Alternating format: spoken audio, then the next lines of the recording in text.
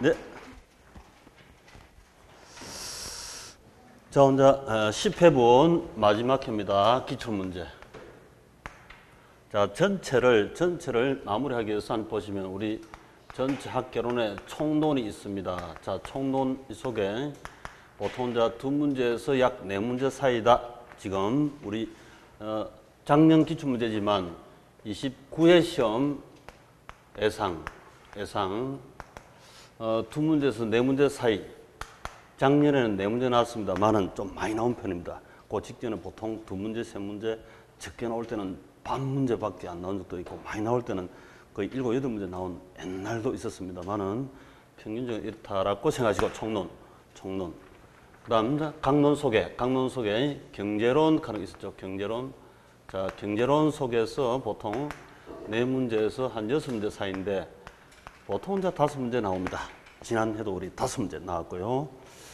총 8장이니까 1장부터 8장 8개 장으로 되어 있습니다. 그러면 40문제를 8장으로 나누면 40문제를 8장으로 나누게 되면 평균 5문제. 평균 5문제 출제되는데 총론은 빼기 한두 문제 적게 나온 데고 경제론은 제값만큼 5문제. 때론 플러스 1문제 이렇게 출제를 하고 그 다음 시장론 있죠. 시장론. 자, 시장론에서 여기서는 4문제에서 한 5문제. 지난해는 5문제 나왔습니다만은 4문제 나올 때가 많습니다. 그래서 빼기 1문제 정도 이렇게 나오고요. 그 다음에 이제 정책론 이랬죠. 정책론. 자, 정책론에서 여기서 한 4문제에서 5문제인데 지난해는 4문제, 빼기 1문제 또는 5문제 이렇게 출제합니다. 이 정책론에서는 우리 공법, 부동산 정책, 공법 문제가 한두 문제 나올 때가 있습니다. 한두 문제가 나올 때 있다. 이렇게. 그래서 이걸 우리 시장 경제, 정책 경제 이렇게 불러서 우하향 수요, 우상향 공급, 시장 이렇게 해서 이 X파일로 경제는 사고 파는 것이니까 여기 관련해서 거의 15문제 정도 직접적으로 나오고 이 논리가 다른 파트에서도 그대로 쓰입니다. 기본적으로 마켓을 모르고는 이거 이해가 안 되게 돼 있죠. 시장이니까. 그 다음 이제 우리 출제가 투자론. 자, 투자론 요놈이 이제 가장 많이 나오고 또 어렵고 계산이 많다 이랬죠. 요걸 이제 간단하게 제가 항상 T 원리로 간단하게 합시다 이렇게 말씀드리는데요. 투자론에서는 5문제에서 9문제까지. 지난해는 8문제 출제되어서 플러스 보통 한 2, 3문제 플러스 3문제 정도, 5문제에서 한 플러스 3문제 정도 더 나왔다. 그 다음 이제 금융론. 자, 금융론은 이건 이것도 한 4문제에서 9문제까지 나온 적이 있는데요. 지난해는 4문제만 나왔습니다. 이는 플러스 마이너스 이렇게 몇 문제가 됩니다. 왔다리 갔다리 좀 한다 이 말이지. 그 다음에 개발 관리. 자, 개발론,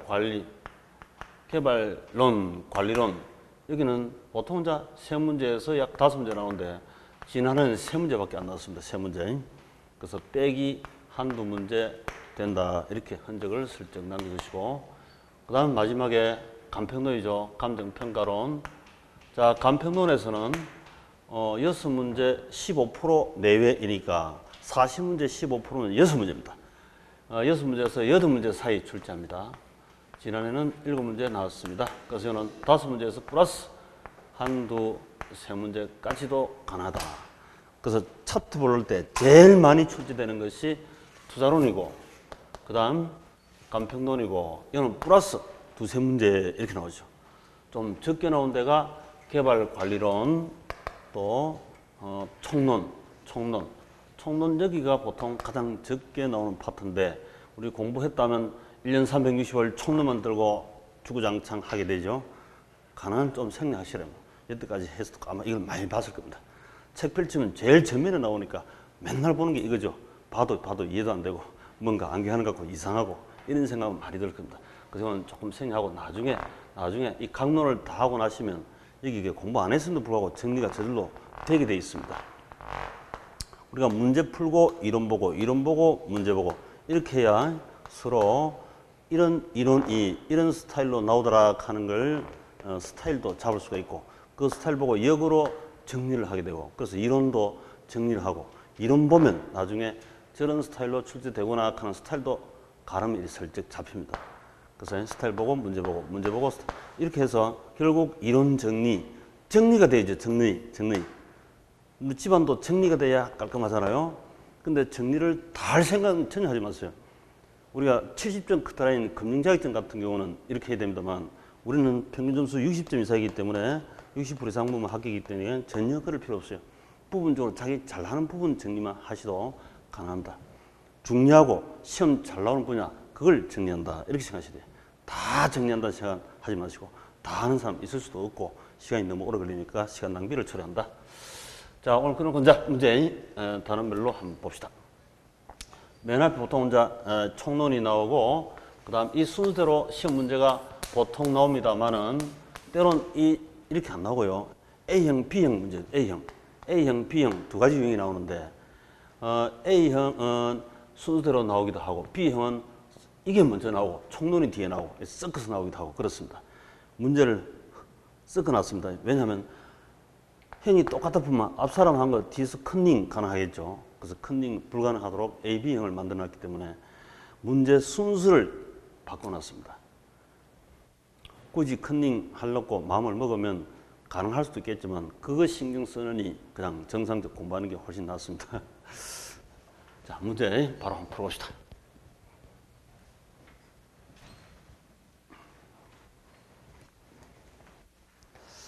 1번, 자, 1번부터. 이용 상태에 따른 토지 용어 틀린 것은 자, 토지 용어 이 파트에 매년 출제합니다. 그죠? 매년 출제. 그래서 반드시 한번 잡아 놓으셔야 한다. 매년 출제하는 파트 학교로는 정리하시도 60점 이상 가능합니다. 자, 토지 용어 틀린 것은 5번 틀렸습니다. 빈지는 물에 의한 침식으로 인해 수면 아래로 잠기거나 하천으로 변한 토지를 말한다. 이건 뭐라죠? 포락지. 민법에서도 많이 봤을 겁니다. 포락지라 한다. 포락. 물 아래 떨어진 땅. 포락지. 빈지는 뭡니까? 빈지. 법지와 상대 개념 빈지. 바닷가 빈자죠. 바닷가 빈.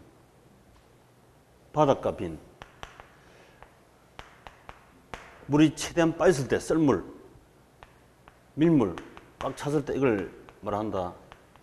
만조, 조류, 바닷물이 꽉 찼다. 만조로부터 사적지 땅이거나 또는 공적 땅이거나 등기 등록된 이 사이의 땅, 이 바닷가 해변 토지 이렇게 부르죠. 바닷가 빈 물수변. 연상 기억하시가 바닷가 해변 토지다 이 생각하십니다. 바닷가 해변 토지 빈지. 빈지 상대 개념이 뭡니까? 법지입니까? 법지. 그렇죠. 법지. 위에 있는 땅, 아래에 있는 땅, 윗집. 옹벽을 쳐놨습니다. 옹벽, 도로, 경사면 이런 것들. 자, 이거 경제 시력은 없다. 법적으로는 윗집 거다, 아래집 거다. 아랫집이 있고 윗집이 있습니다. 법적 소유권은 윗집 거지만 경제 실익이 별로 없다. 이게 이제 법지지. 그래서 법으로는 내 땅이지만 경제 실익이 별로 없는 거고, 그죠? 빈지는 바닷가고,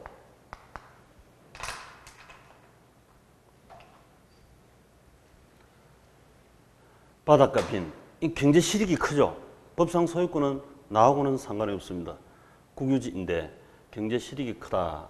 경제 실익 침해 당하면 국가에서 보상이다. 김포 매립하게 되면 인근 주민에게 100억 이렇게 보상한 적이 있습니다. 그래서 경제 침해 당하면 경제 보상 받는 게 원칙이고, 그래서 이 땅이 더 돈 된다 이 말입니다. 이 땅이 더 돈 된다. 내 땅도 아닌데 이게 더 돈 된다 이것이.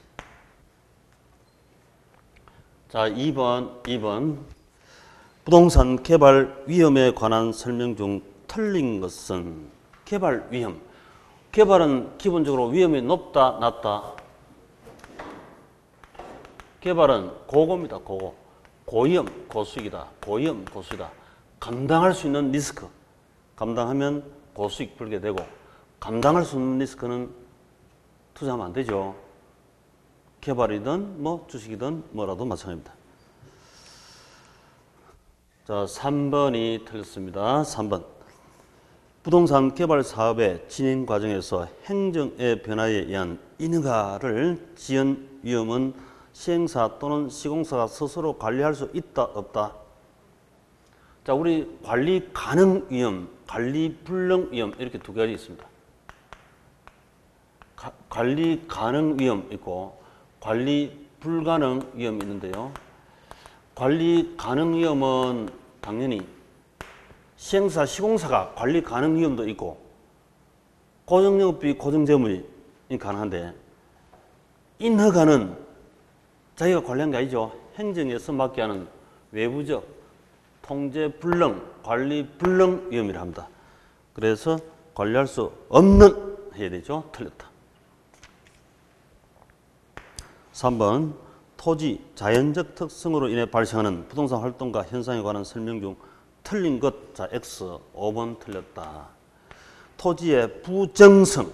우리 부부연계 있습니다. 부정성으로 인해 이용 전환을 통한 토지 용도적 공급을 더 이상 늘릴 수 없다. 자, 우리 뒤에 이용이다, 용도다 이런 말이 나왔네요. 이용, 용도는 변경이 된다, 안 된다? 당연히 되죠. 우리 전국토를 알다시피 뭐 도, 관, 농자 이렇게도 나누고 기타 세부적으로도 다 나눈다 이랬습니다. 이거 당연히 한때 관리지역이 도시로 바뀌기도 하고 개발되면 용도가 바뀌죠. 이용 상태가 계속 바뀝니다. 그래서 이건 인문적 변화이지 부정성하고는 상관없죠. 자, 부부연계, 부동성, 부정성, 영속성, 이 개별성이라는 것은 이건 자연 특성이기 때문에 자연 특성은 사람의 힘으로 바꿀 수 있다 없다? 없는 거죠. 이건 변화가 안 되지만 절대 불변이지만 용도라든지 이용이라든지 이런 것은 당연히 인문적 특성으로서 계속 바뀝니다. 더 늘릴 수가 있다. 기초적이면서도 빨리 읽으면서 놓치지만 않으면 잡을 수 있는 거죠. 자, 그 다음에 4번. 한국표준산업분류상 부동산 관리업 분류체계 또는 세부 예시를 해당하지 않는 것은 부동산 관리 표준산업분류표는 공급자 중심이기 때문에 부동산 공급 중심으로 분류한 거죠.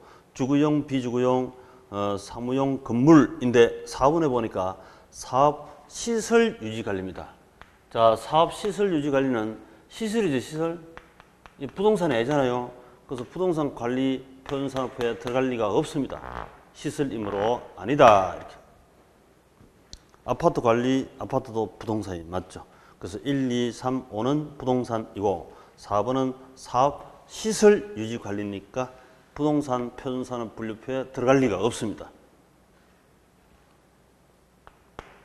5번 부동산 마케팅 전략에 관한 설명으로 틀린 것. 자, 5번 부동산 마케팅의 가격 전략 중 빠른 자금 회수를 원하고 빨리 팔고 싶다.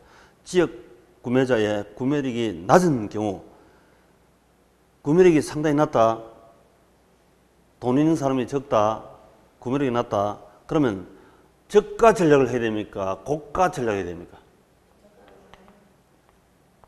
깎아줘야 뭐 잘 팔리지. 기본적으로 저가 전략이다. 자, 이거는 뭐 극히 우리 책에서 안 배우고 상식적으로 그대로 풀면 된다. 자, 우리 학개론은 지극히 공부 하나도 안 하고요. 상식적으로 봐도 풀리는 게 여러 문제 있습니다. 약 한 2, 3% 가량 육박하기도 합니다. 공부 전혀 안 해도 풀 수 있는 게. 근데 공부를 하고 풀 수 있는 게 거의 이제 정상적 공부하고 나서 푸니까 한 반 정도 되고 공부 많이 해야 풀리는 게 또 그것도 한 2, 30% 돼요. 그래서 60점 맞는 데는 특별히 많이 안 해도 가능하겠다 하는 게 어느 정도 잡힙니다. 자, 그 다음 6번. 다음 중 법률적 요건에 모두 갖춘 주택은 한 개 동 주택으로 쓰이는 바닥 합계가 330제곱미터 이하이고 주택으로서 쓰는 층수가 3개층 이하일 것. 제가 이거 우리 할 때 다중주택은 중복적으로 어떤 숫자가 많다 했습니까? 3자가 333 3자가 중복적으로 많습니다. 다중 요 한 놈만 이렇죠. 그래서 333 이런 얘기를 한 적이 있죠. 독립된 주거 형태를 갖추지 아니한 것. 각실로 욕실은 설치할 수 있으나 취사시설은 설치하지 않은 것을 말한다. 옛날 시금은 이게 고시원인데 요즘은 공포에서 이걸 말합니까? 다중생활시설이 하죠. 다중생활시설입니다. 옛날에는 이게 고시원이었습니다. 고시원. 공부해보시면 생각해보면 아시겠지만은 샤워실은 각 방마다 있어요. 근데 밥은 반지하 한 군데 모여서 먹고 올라가서 공부하고 이렇게 했죠. 그래서 지금 현재는 이제 이걸 다중생활시설이다 이렇게 부르지. 즉 이거는 이제 준주택입니다. 준주택. 공법인데 공법책에 나오는 얘기인데 우리 학교는 시험에 간간히 출제를 합니다. 준주택. 자, 준주택은 이거 말고도 전체 4가지인데 4가지 그죠? 전체 4가지. 뭐가 있습니까?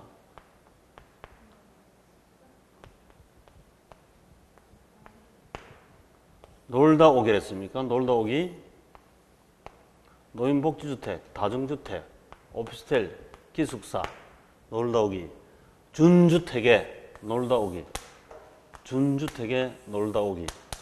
하나 흔적을 남겨두세요. 이게 공법시험 안 나오고 우리 학교는 시험에 낼 게 없으니까 이것저것 출제 여러 번 반복하다가 하나씩 툭 튀어나옵니다.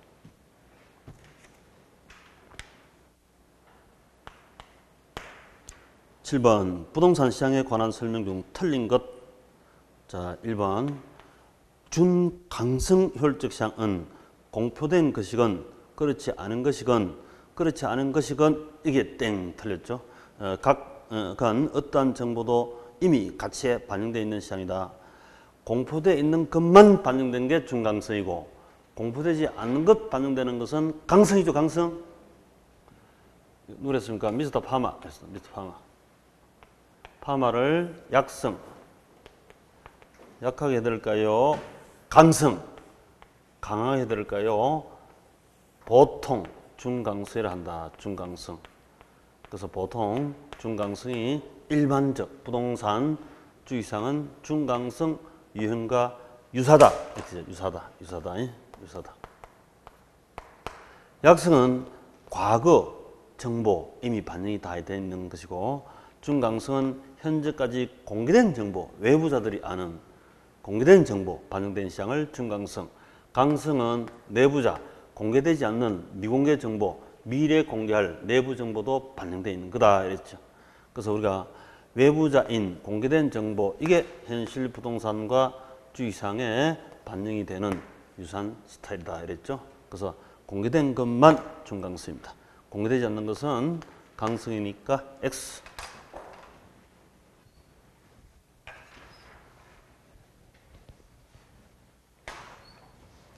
자, 8번.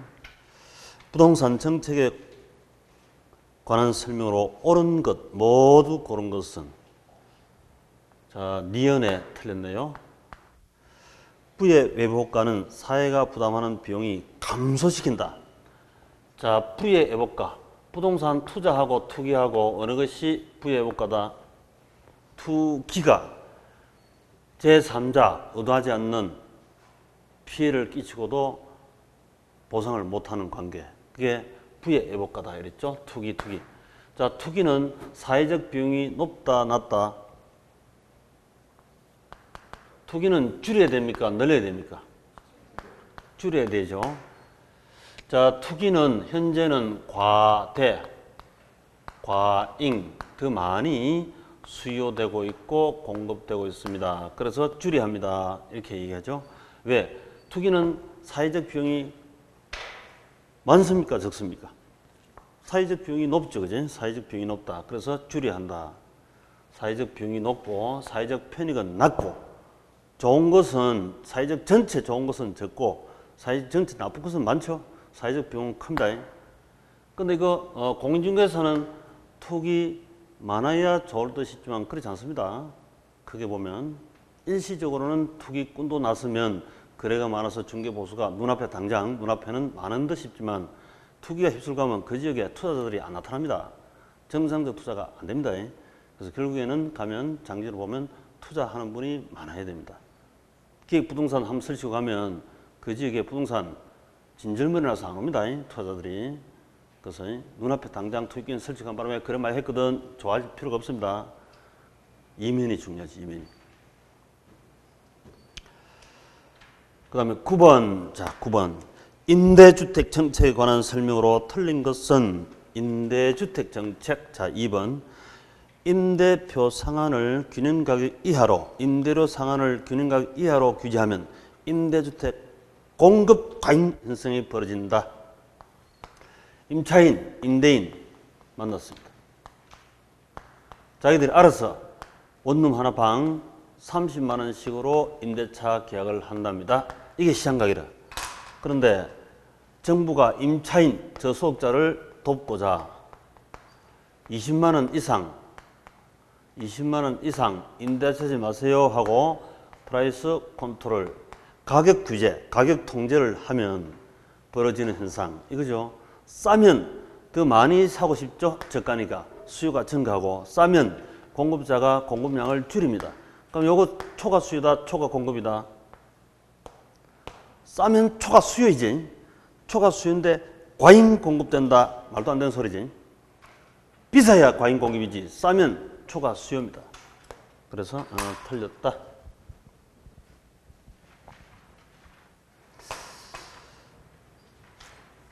결과적으로 답 나온 거 보면 사실은 단순합니다. 혹시 하시다가 이해 안 된 것은 체크하시고 또 틀린 것은 체크했다가 다음 반복할 때 빠른 속도로 이렇게 한눈에 잡히도록 하시면 속도전이 벌어집니다. 자, 10번. 토지 비축 제도에 관한 설명 중 틀린 것은 자, 5번.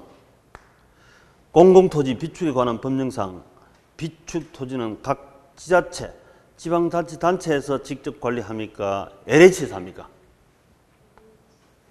우리 LH에서 바로 토지 비축 사업, 토지 은행 제도 이렇게 하죠. LH입니다. LH. 지자체가 아니다. 그래서 토지 은행 제도의 주체 누구냐? 그 틀린 것 놓고 찍으라. 그 평소 학습할 때 우리 토지 은행 제도는 LH에서 한다 이렇게 한 적을 많이 보셨을 겁니다. 자, 그 다음에 11번. A씨는 주택을 구입하기 위해서 은행으로부터 5억 원을 대출받았다. 은행의 대출 조건 다음 같을 때 9회차 상환할 원리금 상환액과 13회째 납부하는 이자만 순서대로 나열한 금액 맞는 것은 자 5억 빌렸습니다. 원금 균등상이죠. 원금 균등상. 세 번째 점 보시면 원리금 상환 조건이 원금 동그라미 원금 균등 상환이고 연 단위 매 기말 상환합니다. 일반적 내용입니다. 자, 5억을 20년 매년 연말 균등 상환하면 5억 원금 20년 나눠서 균등 1년에 얼마씩? 2,500만 원씩이죠. 1년에 2,500만 원씩입니다. 자, 그러면 9회차 납부할 원리금 상환액은 원금은 2,500이고 이자만 한번 계산해 주면 되지. 이자. 자, 이자가 얼마냐? 이자는 8회차 상환하고 남아있는 그게 9회차 이자인데 2,500만 원에 8회차 상환하고 나면 이게 2억이죠. 2억. 58, 40, 28, 16 2억입니다. 2억. 총 5억에서 2억 빼버리고 5억에서 2억을 차감해보고 3억이 바로 13회차에 1년간 납부할 이자입니다. 자, 이자율이 몇 프로? 연 5%, 3, 5, 15, 1,500만 원. 그래서 합치면 4천만 원이 되겠습니다. 9회차 납부하는 원리금은 4천만 원이고, 그 다음 이자. 자, 이자는 13회차에 13회차. 전체 20회차인데 8회차가 2억이면 12회차는 3억이 남아있겠죠. 3억. 12회차는 3억이 남아있는 상태에서 13회차 납부이자는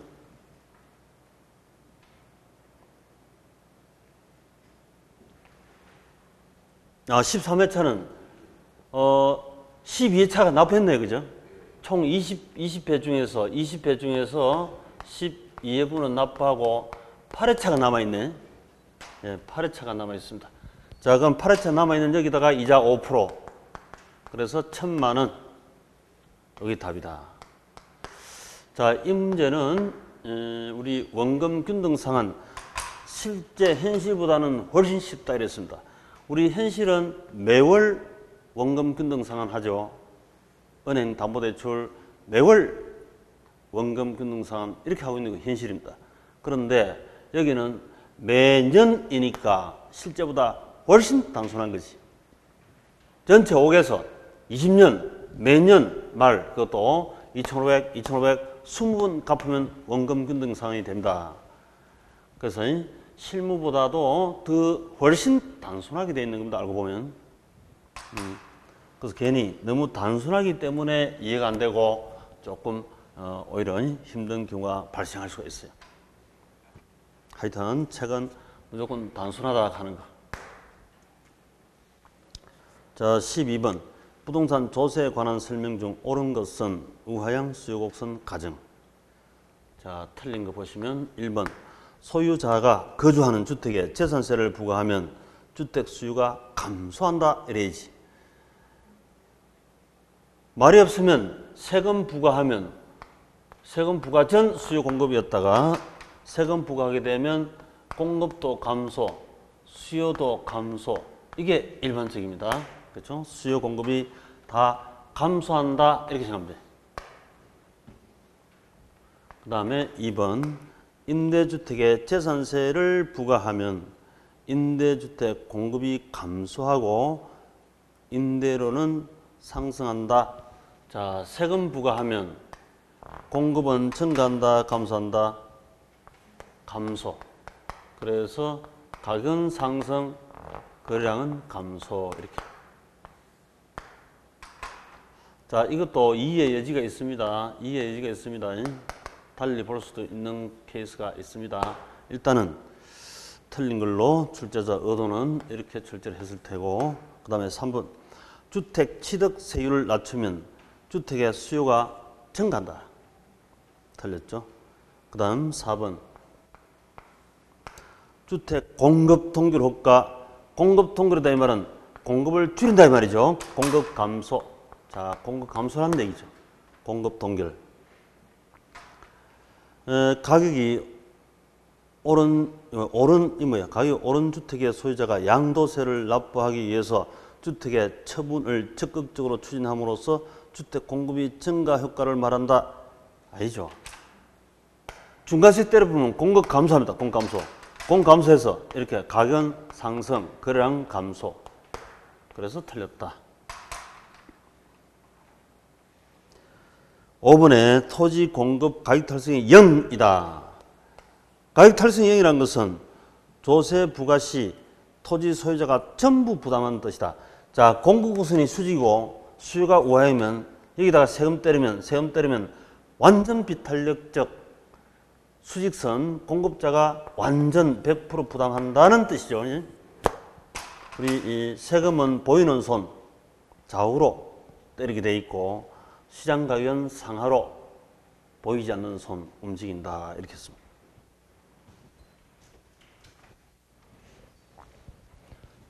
자, 13번 볼까요? 13번. 허프 모형을 활용하여 X지역의 주민이 할인점 A 방문할 확률과 할인점 A의 월 추정 매출액을 순서대로 나열한 것은 ABC 세 점포 있습니다. ABC. 자, 우리 기존 2개 점포가 계속 출제가 됐었는데 그 형태로 그대로 하시면 됩니다. 자, 크기에 비례하고 분자 올려주면 분자는 비례하는 것이다. 분모는 거리 제곱에 반비례한다. 반비례하는 것은 분모에 내리면 되죠. 자, 크기 A 할인점은 500, B는 300, C는 450. 그 다음에 거리 5km 제곱, 10km 제곱, 갔다 왔다 왕복 제곱이다 생각하시고 5km 제곱. 자, 이걸 계산하면 자, 여기 얼마나죠? 5, 25, 20. 요건 3. 요건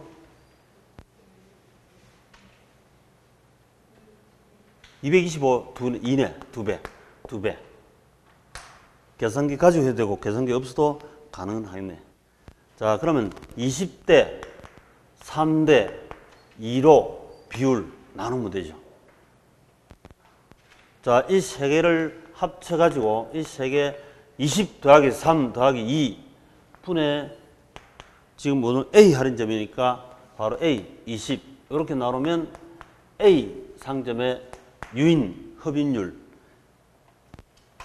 25분의 20 25분의 20은 얼마다? 몇 프로쯤 될까요? 25분의 20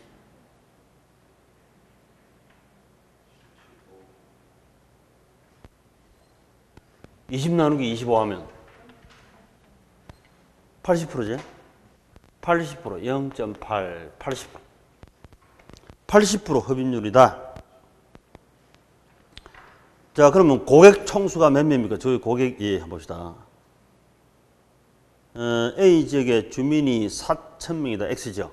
그럼 여기에 곱하기 4,000명 48 32 3,200명이 간대요. 1인당 할인점 소비액이 35만 원이 돼. 여기다가 35만 원 하면 되겠죠. 그럼 됐네. 자, 계산기 들고 48, 32, 35 곱하기 32 하면 얼마다? 112. 2번 답. 계산기로 한번 두드려야 되겠습니다. 지난해에 여태까지는 AB 두 점포만 나왔었는데요. C라는 게 하나 더 나왔죠. 여기 추가 하나 더 나왔습니다. 새로운 유형이다. 근데 나중에 모의고사 가면 작년에도 이런 모의고사는 종종 많이 풀고 있습니다. 그대로 하시면 되고. 자, 이 문제에서 저 공간 마찰 개수가 2다 돼 있죠.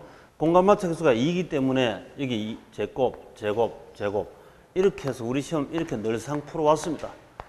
공간 마찰 개수는 2만 우리 시험에 여태까지 출제가 됐습니다. 뭐 3, 4, 5, 1 이런 게 안 나왔습니다. 이렇게 푸시면 되지. 자, 그 다음에 14번.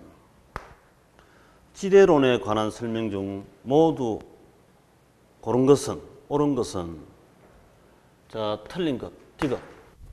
튀내는 함계지의 생산비와 우등지 생산비 차이를 절대지대로 봤다.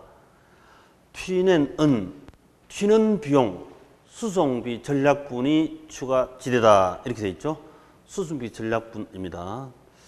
그래서 튀내는 업 시장 옆에 있는 A 농지는 수송비가 적으니까 지대가 높고 멀리 있는 원교농업 B 농지는 수송비가 많이 드니까 지대가 저렴합니다. 수송비와 지대는 반비례한다. 그래서 우리가 알다시피 업 시장 마켓이 업 시장에 있습니다. 쭉 농업 여러 가지 농업이 있는데 가까이 있는 근교 지방농업 근교 보통 노동과 자본이 수시로 투입되는 지역농업이고 원교 멀리 있는 원교 농업 이건 조방농업이다 이랬지. 이건 수송비가 적게 들죠. 이 수송비가 많이 듭니다. 이 수송비가 100원 들고 여기 수송비가 10원 든다면 수송비 차이 90원만큼 수송비 전략분만큼 A 지대는 더 비싸고 B의 지대는 더 저렴해집니다. 이랬죠. 수송비, 전략분, 수송비 감소하면 지대는 높아지고 반대로 수송비가 증가하면 지대는 저렴합니다. 그래서 이 둘 관계 반비례다 하는 거죠. 반비례. 서술형은 반비례 하는 것도 출제한다. 그 다음에 리얼에 보시면 리얼. 마르크스의 도시로부터 거리에 따라서 농작물의 지배 형태가 달라지는 점을 착안하여 수송비 차이가 지대다. 자, 이게 바뀌었습니다. 디귿의 T는 이 리얼로 가고 리얼에 있는 마르크스가 절대 지대설이죠. 그래서 우리 시험에서 이 디귿 리얼 이 서로 바꿔치기 하면 되는데 디귿에 있는 T는 리얼로 보내고 리얼에 있는 마르크스는 디귿에 보내면 됩니다. 이렇게 출제할 때가 종종 있는데 이때는 내가 내용을 아차하고 혹시 몰랐더라도 그 다음에 리얼을 읽으면 해서 확인이 됩니다. 그래서 더 답 찾기가 쉽다.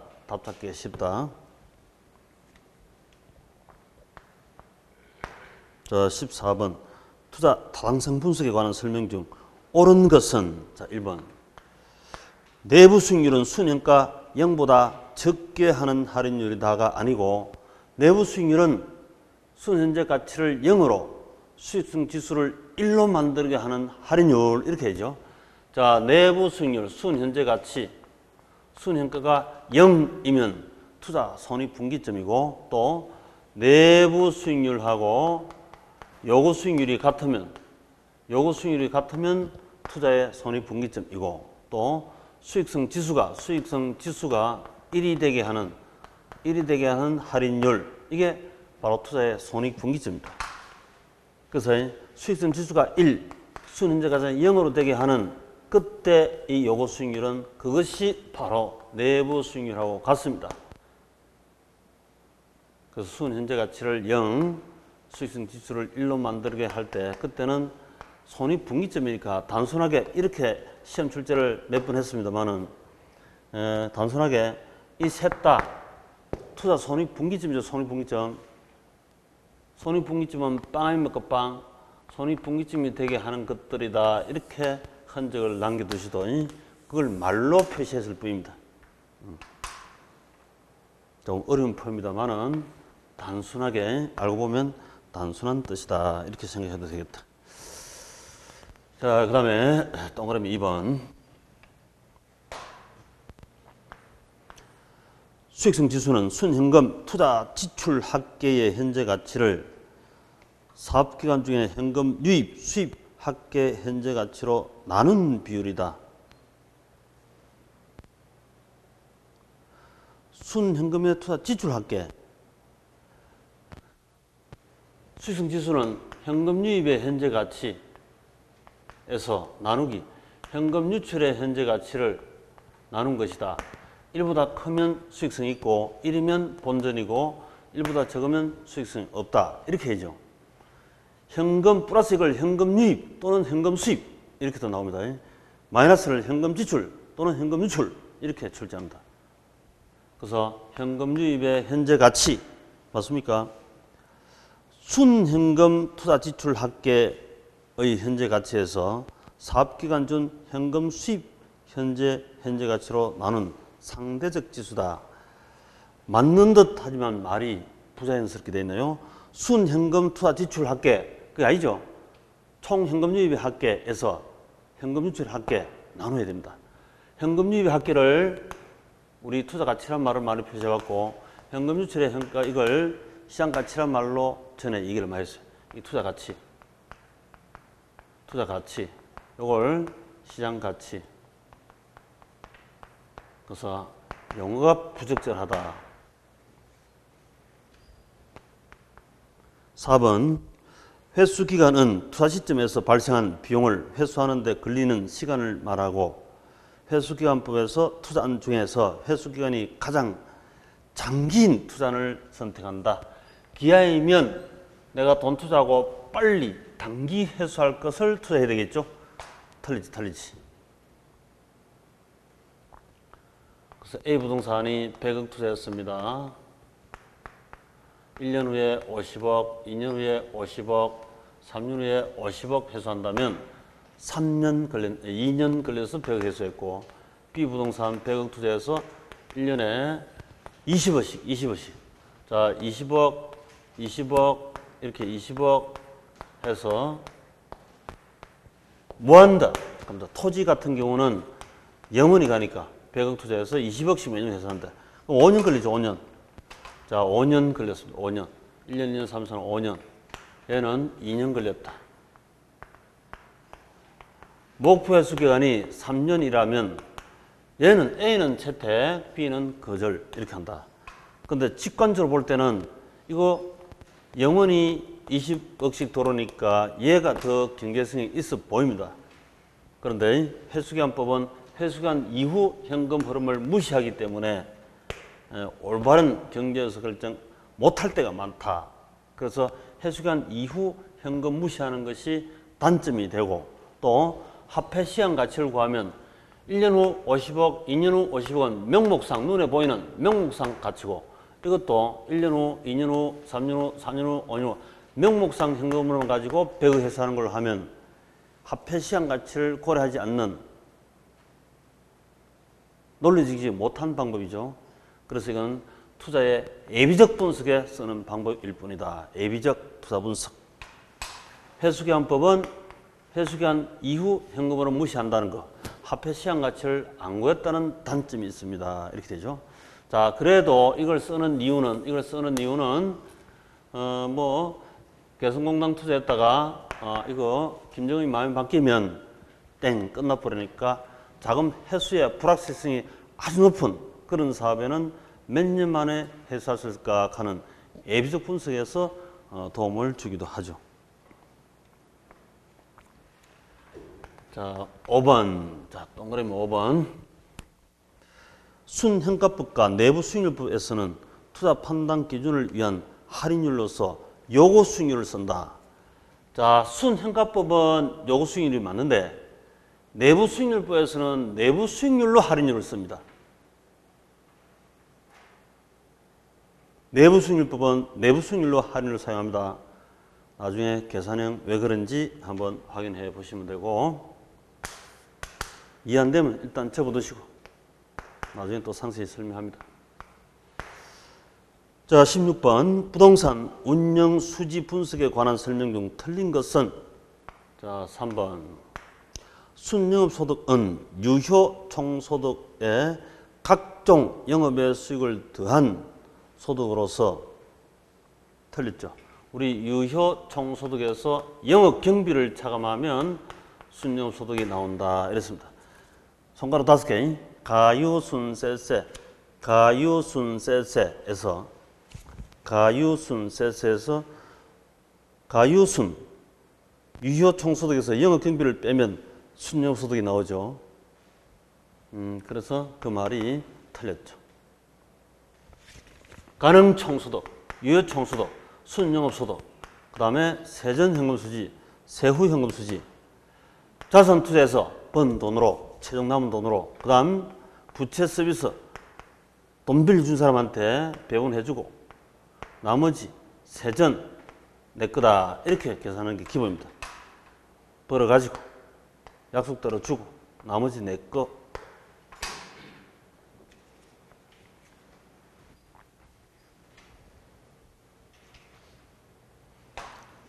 자, 17번. 도시공간구조이론에 관한 설명으로 옳은 것은 4개 틀렸다. 자, 1번. 도시공간구조 변화를 야기하는 요인은 교통의 발달이지 소득 증가는 관계없다. 자, 우리 도심 가까이에 저소득층이 많습니까? 외곽에 저소득층이 많습니까? 중점, 저고통. 도심 가까이에, 얘는 반지하고 도심 가까이에 저소득층이 오히려 많죠. 외곽지보다.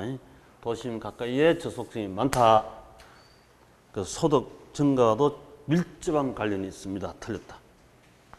그 다음 버제스의 도시 성장과 분화가 주요 교통망에 따라, 교통축에 따라 확대되면서 나타난다. 교통축에 따라 나타난 것은 우리 과거에 동심은 이론, 동심버스, 버제스, 동심버스, 선호, 부채꼴 모양, 호이트 다 했다 이랬죠. 다 했다. 동심버스, 선호 다 했다. 다핵심 이론 헤리스 울만, 다핵심 이론 헤리스 울만, 동심원 이론 버제스, 선형 부채꼴 모양, 호이트 이렇게 했지. 그래서 이게 버제스는 동심버스, 동심원 이론의 버제스입니다. 시험에 이렇게 잘 안 나오지만 제가 동심버스, 선호 다 했다 이렇게 사람 이름하고도 연결고리가 잡히는 경우가 있습니다. 제가 부산에 옛날에 동심버스밖에 없었죠. 동심버스, 부산의 버스, 동심버스, 오라이 탕탕하는 차장님, 동심버스, 선호 다 했다 그때. 그렇게 할 수밖에 없었어요. 그 다음에 3번 호이트는 도시 공간 구조의 침입, 경쟁, 천의의 과정을 나타난다고 봤다. 여기 우리가 중점, 저고 통할 때 중심 의무지구가 점이지의 침입, 천의, 계승, 돈 벌면 저소득층으로 이사, 더 벌면 고소득층으로 이사 이렇게 한다 했죠. 부침이 심한 곳이다. 이게 동심버스예요. 동심버스. 그래서 그 3번에 버제스고 2번은 호이트입니다. 그 이름이 바꿔시켜야 됩니다. 아까 문제처럼 여기도 두 사람, 이 사람 이름을 알면 문장을 서로 이거 바꿔치기 하면 되죠. 틀렸다 이거지. 그래서 굳이 뭐 이온다면 이렇게 흔적을 남길 수밖에 없겠다.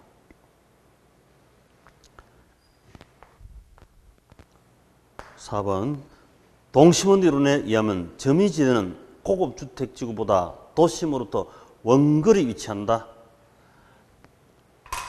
이 점이지대가 이 중심 의무지구에 가장 가까이 있죠. 틀렸습니다. 그래서 이게 중점 저고통 이거로부터 파생된 문제.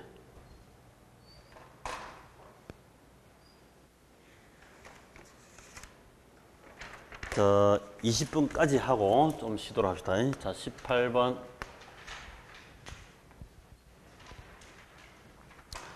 다음 아파트에 대한 다세대 주택의 수요, 교차 탄력성은 가구 소득이 10% 상승하고 아파트 5% 상승했을 때 다세대 주택 수요는 8% 증가했다. 다세대 주택 수요 소득 탄력성은 0.6이며 다세대 주택과 아파트는 대체 관계이다. 자, 쭉 꺾고요. 0.6이랬죠. 뭔가 0.6. 0.6이다. 그 분모, 분자 우리 셋 중에 하나 넣으면 된다 이랬습니다. 탄력성은. 소득 달성이 0.6이니까 저 위에 가구 소득이 10% 증가했죠. 10% 증가하면 수요는 몇 프로 증가한다? 0.6배니까 곱하면 분자 구하라. 분자 6이죠. 6%. 분자는 구하기 쉽다 했죠. 집 나간 아들 찾기는 쉽다 했습니다. 그대로 곱해보면 되니까. 6% 증가. 자, 6% 증가. 그 다음에 이제 가격 탄력성은 가격은 5% 상승한답니다. 5% 상승하면 수요량은 감소했겠지. 감소. 전체 이 탄력성 두 개 합쳐가지고 이 6% 증가한 거하고 그다음 요거 증가한 거하고 합쳐가지고 이거 합쳐가지고 8% 증가했으므로 제가 지금 6% 증가했잖아요.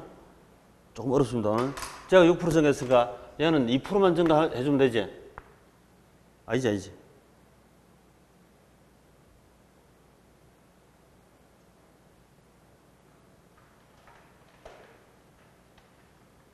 그렇지. 6% 증가했으니까 2%만 증가해주면 전체가 8% 증가하는 게 맞지. 자, 그래서 가격이 5% 상승할 때, 아파트 가격이 5% 상승할 때 다른 재와 대체재, 다세대 주택은 2% 수요 증가하면 됩니다. 그러면 5분의 2는 얼마다? 0.6. 4. 그 4번이 답이다. 자, 여기 조금 헷갈리네요. 다시 한번 볼까요? 지금 소득 탄력성이 0.6이라 했으니까 0.6 탄력성은 분 나눠가지고 분모, 분자 이렇게 나누면 되지. 자, 분모의 소득이 10% 상승.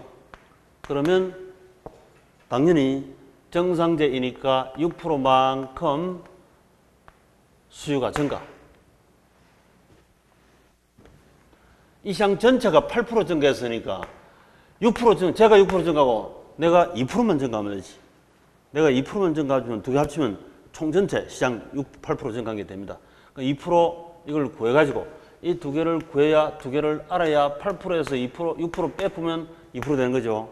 8%에서 6% 빼면 2%가 됩니다. 가격이 5% 상승했으니까 가격이 5%, 아파트 5% 상승하니까 대체재인 다세주택 수요가 2% 증가한다. 교차 탄력성이 얼마냐? 40%.4다.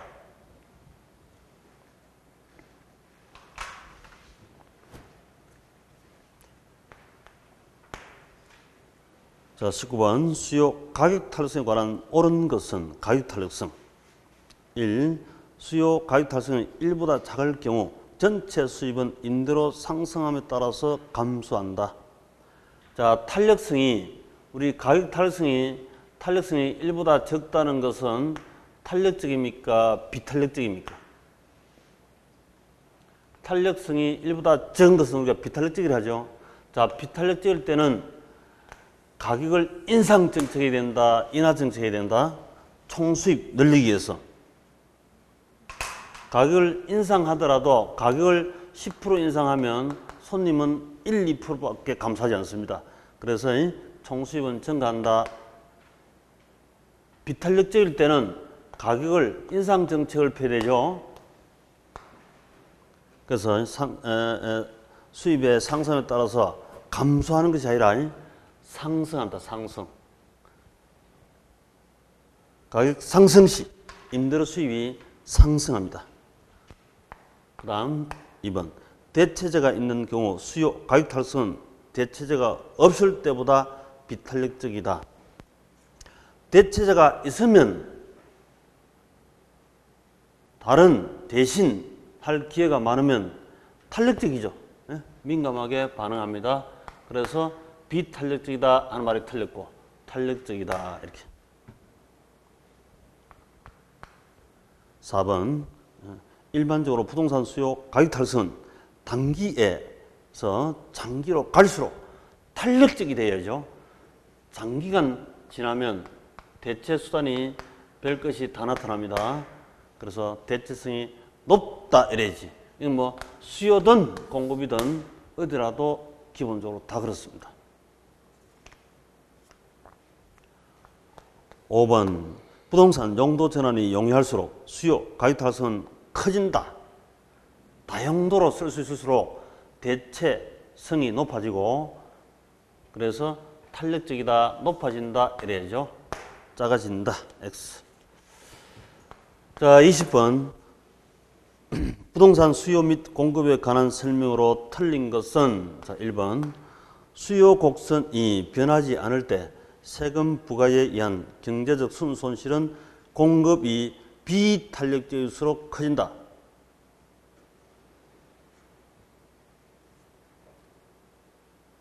세금 부과에 의한 경제적 순손실은 공급이 비탄력적일수록 커진다.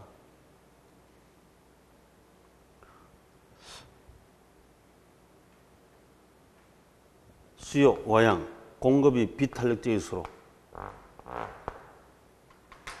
세금 부과에 따른 경제적 손실이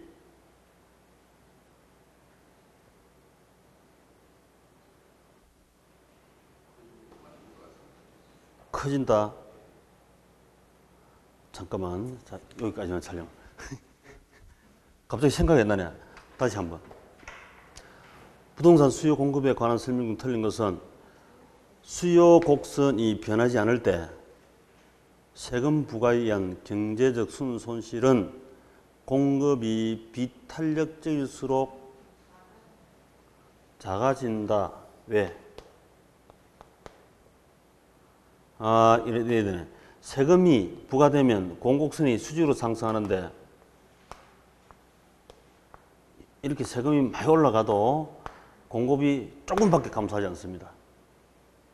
좌측 이동하는 게 적당이지. 세금은 비용입니다.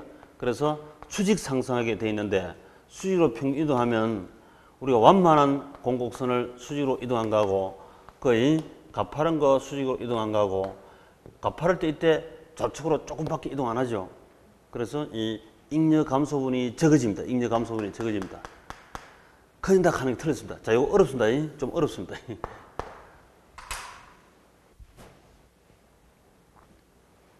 자, 그러나 한번 쉬고 쉬었다가 21분부터 들어갑시다. 좀 더 상세히 설명하려면 잘 안 되네. 네?